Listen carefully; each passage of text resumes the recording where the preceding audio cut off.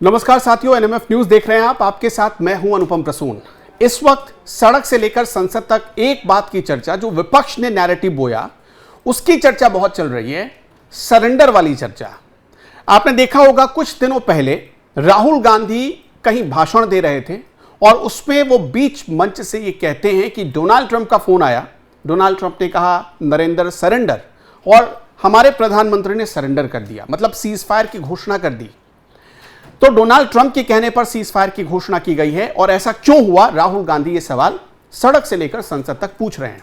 Congress party सबसे ज्यादा हमलावर है, लेकिन क्या आप जानते हैं कि भारत जो पाकिस्तान के खिलाफ एक बहुत बड़ा युद्ध जीत चुका था साल 1971 में, उस वक्त की सरकार ने, उस वक्त सरकार में कौन था, इंदिरा गांधी थी, उस वक्त की सरकार ने भी अमेरिका के सामने एक तरीके से जो चिट्ठी लिखी थी वो किसी सरेंडर से कम नहीं था। और ये हम नहीं कह रहे हैं, ये हमारा वर्जन नहीं है, ये है केंद्रीय मंत्री किरण रिजिजू का बयान। ये वो कहना चाह रहे हैं।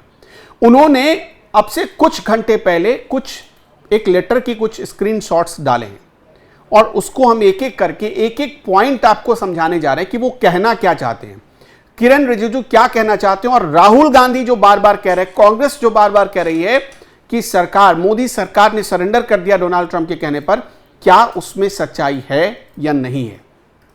साल 1971 में जब भारत ने पाकिस्तान के 93,000 सैनिकों को युद्धबंदी बना लिया था, उस वक्त भारत के हाथ कुछ नहीं मिला, यह पूरी दुनिया जानती है। 93,000 सैनिकों को युद्धबंदी बनाने के बाद भी उन्हें भारत ने छोड़ दिया अपनी दरियादिली दिखाते हुए, लेकिन बदले में पाकिस्तान ने क्या किया, सिर्फ धोखा ही दिया। और उस समय जब युद्धबंदी बनाया गया, उस वक्त तत्कालीन प्रधानमंत्री इंदिरा गांधी ने जो लेटर लिखा है अमेरिकी प्रेसिडेंट निक्सन को, वो लेटर आपको जरूर पढ़ना चाहिए, उसके बारे में जरूर जानना चाहिए। यह लेटर किरण रिजिजू ने मतलब डिक्लासिफाइड हुआ, उसके बाद ये सामने आया अमेरिका की तरफ से, और अमेरिका ने यह खुद कहा है कि इंदिरा गांधी ने एक लेटर लिखा था 5 दिसंबर 1971 को जो उस समय के प्रेसिडेंट निक्सन को, और उन्होंने कहा था कि भारत और पाकिस्तान के बीच स्थितियां बिगड़ रही हैं, पाकिस्तान भारत पर लगातार हमले कर रहा है, आप बीच में दखल दीजिए और आप इस युद्ध को रुकवा दीजिए। तो जिनको आज डोनाल्ड ट्रंप की दखलंदाजी पसंद नहीं आ रही है, उनको यह लेटर जरूर दिखाइएगा और उनको यह लेटर जरूर भेजिएगा। आपको एक एक पॉइंट समझाते हैं।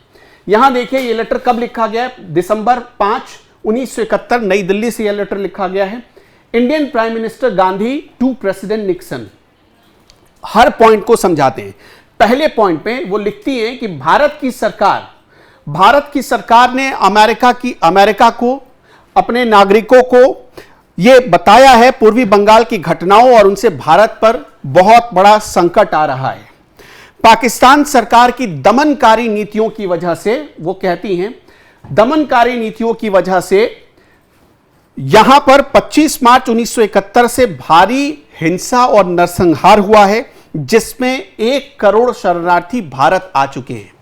इंदिरा गांधी कहती हैं पहले पॉइंट में। दूसरे पॉइंट में कहती हैं कि इससे हम पर दबाव बढ़ रहा है, हम पर बोझ बढ़ा है, भारत इन घटनाओं का बोझ सह रहा है, और जितना संभव था उतनी संयमता बरतते हुए पाकिस्तान बार बार भारत को उकसा रहा है। भारत तो संयम बरत रहा है, लेकिन पाकिस्तान बार बार भारत को उकसा रहा है, वो ये कह रही है दूसरे पॉइंट में। अब तीसरे पॉइंट पर आते हैं। ये जो बार बार आ रही है कि इंदिरा गांधी ने भी अमेरिका को तब मीडिएशन के लिए बुलाया था, इसमें क्या सच्चाई है आगे आपको पता चलेगा। तीसरे पॉइंट में क्या कहा जा रहा है, तीसरे पॉइंट में कहा जा रहा है कि भारत ने अंतर्राष्ट्रीय समुदाय, यानी कि यूएन, अंतर्राष्ट्रीय समुदाय और कई देशों को, भारत ने अंतर्राष्ट्रीय समुदाय, संयुक्त राष्ट्र में स्थिति समझाने की कोशिश की, बताया कि पाकिस्तान क्या कर रहा है, लेकिन कोई परिणाम नहीं निकला। उसके बाद आगे कहा जा रहा है कि पूरी आशा थी कि दुनिया भर के नेता पाकिस्तान के राष्ट्रपति को चुने हुए पूर्वी बंगाल के नेताओं से बातचीत के लिए समझाएंगे, लेकिन ऐसा नहीं हुआ।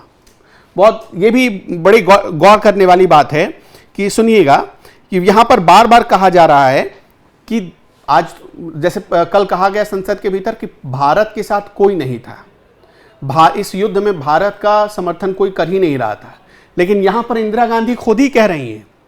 क्या कह रही हैं? वो कह रही हैं कि हमने दुनिया को समझाया, हमने यूएन में बात रखी, कोई हमारी बात ही नहीं सुन रहा। उस समय की डिप्लोमेसी क्या थी? उस समय की डिप्लोमेसी क्या, इसको आप सुपर डिप्लोमेसी समझते हैं? जब आपकी कोई बात ही नहीं सुन रहा तो आपकी डिप्लोमेसी की जीत कैसे हो गई? अब यहां पर आगे देखिएगा वो क्या कहती हैं। वो अच्छा, दूसरी बात वो कह रही है कि दुनिया ये समझाए पाकिस्तान को कि पूर्वी पाकिस्तान के चुने हुए नेताओं से बात करें। ये इंदिरा गांधी कह रही हैं, लेकिन भारत की बात कोई सुन नहीं रहा। आगे इंदिरा गांधी कहती हैं कि पाकिस्तान, बांग्लादेश अगर सफलतापूर्वक आजाद हो गया तो पाकिस्तान अब भारत से युद्ध लड़ रहा है, भारत पर इसका दबाव बढ़ रहा है। देखिए आगे वो करती है, चौथे पॉइंट पर आते हैं।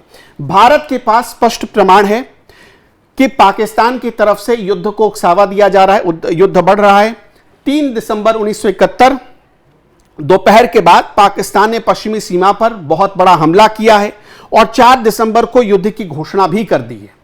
यहां पर वो कह रहे हैं कि 4 दिसंबर 1971 को भारत के खिलाफ युद्ध की घोषणा भी कर दी है। ये इंदिरा गांधी के शब्द हैं। अब 5वें पॉइंट पर आते हैं। 5वां पॉइंट आपको समझाते हैं। 5वें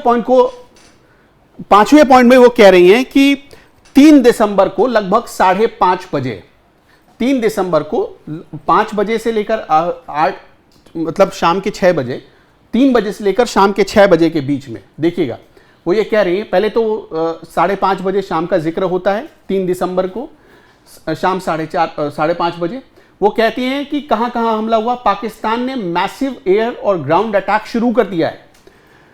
एयर और ग्राउंड अटैक वेस्टर्न बॉर्डर पर, उनके एयरक्राफ्ट लगातार बमबारी कर रहे हैं। कहां कहां? श्रीनगर, अमृतसर, पठानकोट, उतरैली, अंबाला, आगरा, जोधपुर और अवंतीपुर। पाकिस्तान के एयरक्राफ्ट बमबारी कर रहे हैं। आगे वो कहती हैं कि बहुत हैवी शेलिंग भी देखा गया है बॉर्डर सिटीज में और टाउनशिप में। कहां कहां? अंबाला, फिरोजपुर, सुलेमान की, खेमकरन, पूंछ, मेदीपुर, जैसलमेर, इन जगहों पर बहुत हैवी शेलिंग भी देखी गई है पाकिस्तान की तरफ से। वो ये कह रही हैं कि इंडिया बहुत केयरफुल है, इंडिया सावधान है। कई प्रमुख भारतीय शहरों और सैन्य ठिकानों पर पाकिस्तान ने बमबारी की है, लेकिन ये सारी बमबारी जो है वो बड़ी सुनियोजित तरीके से की जा रही है। यहां पर साफ लिखा गया है, वेस्टर्न बॉर्डर पर जैसलमेर से कश्मीर तक शाम के 3 बजे से लेकर 6 बजे तक बहुत हैवी पाकिस्तानी आर्मी ने अटैक किया है। यहां पर साफ लिखा गया। अब 6ठे पॉइंट पर आते हैं। 6ठा पॉइंट क्या है?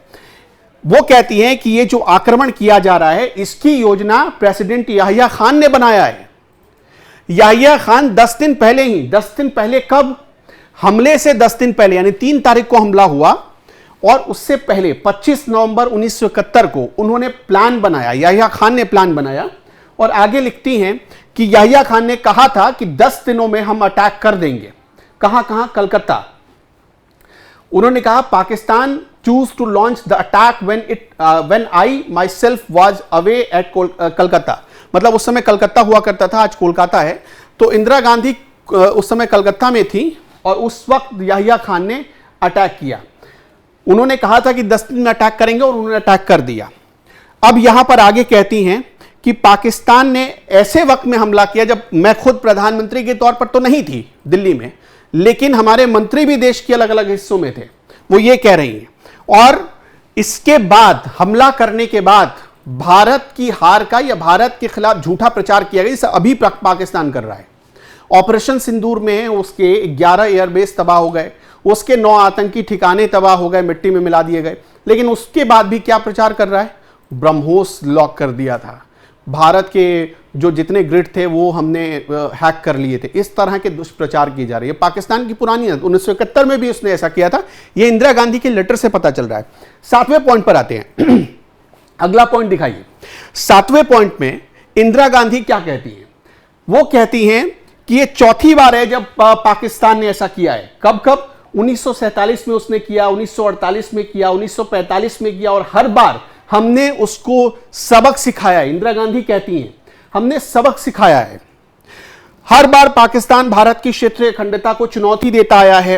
इस बार अपनी आंतरिक विफलताओं और पूर्वी बंगाल, यानी जो बांग्लादेश है, पूर्वी बंगाल की समस्याओं से ध्यान भटकाने के लिए वो चाहता है, वो यहां पर साफ तौर पर लिख रही हैं कि ये पूरा मामला इंटरनेशनल लेवल पर सुर्खियां ना बटोर पाए, इसलिए वो ध्यान भटकाना चाहता है पाकिस्तान।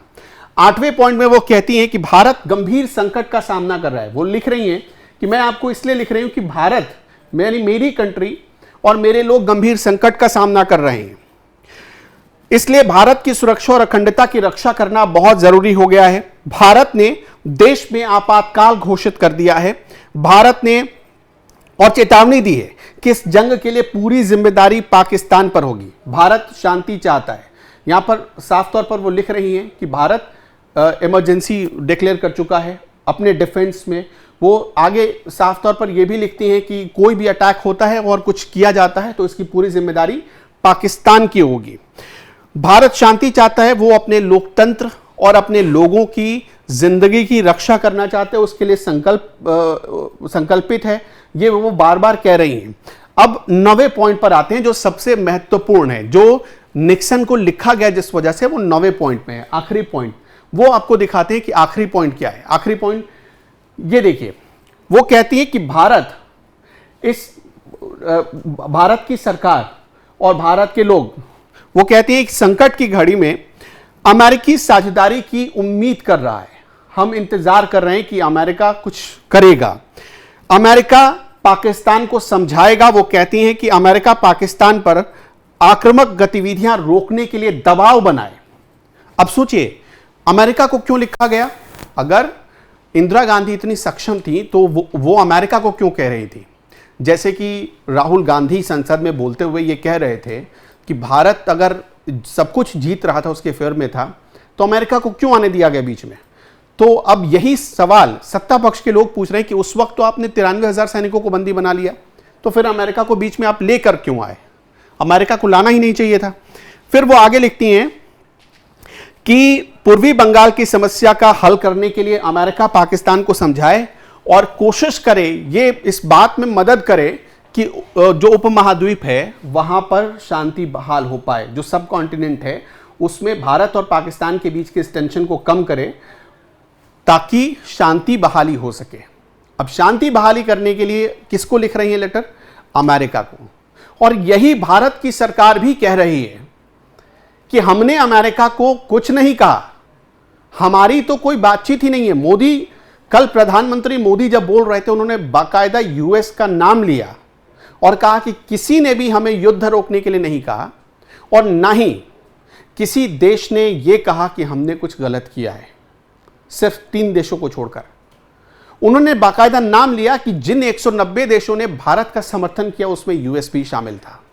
यह अलग बात है कि डोनाल्ड ट्रंप हर दिन सुबह उठते हैं तो वो बयान दे देते, 30 बार अभी तक बोल चुके हैं कि उन्होंने भारत और पाकिस्तान के बीच सीज फायर कराया है।